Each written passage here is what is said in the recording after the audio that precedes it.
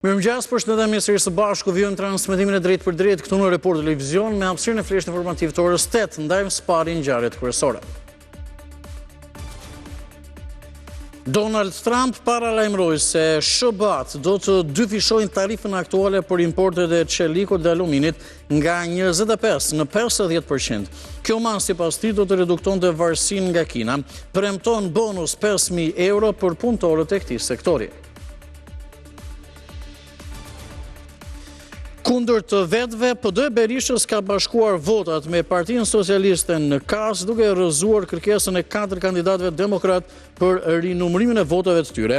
Ilir Ali Mehmeti, Mimoza Hajdarmata, Elisandr Hoxha dhe Iliriana Kuçana pretenduan parregullsi. Sipas KAS, të drejtën për ankim e kanë vetëm partitë. Pretendimeve të Partisë Demokratike për tren bullgar në Peqin i ka dhënë fund edhe kryekomisioneri zgjedhjeve Celibashi. Në një përgjigje drejtuar PD-s, Celibashi thotë se asnjë fletë votimi nuk mungon në materialet zgjedhore. Ka rezultuar fals alarmi dhënë për një bombë në parkimin e Hotel Plazës në kryeqytet. Alarmi mbriti nga një telefonat anonime në recepcionin e hotelit. Menjëherë policia kreu kontrolle në gjitha ambientet dhe pas të gjitha verifikimeve nuk u gjet asgjë dyshimt.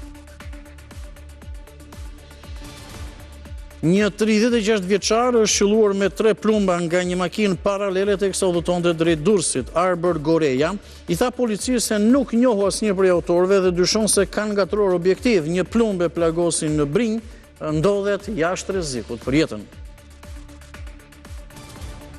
Autoriteti kombëtar i ushqimit pranon zyrtarisht se elmimi i fëmijëve në kopshtin numër 1 në Gram sherdhi prej kontaminimit të vezëve me salmonel, por aku thotë se salmonelën vezët e morën në ambientet e kopshtit dhe jo në pularin që e furnizonte me vezë.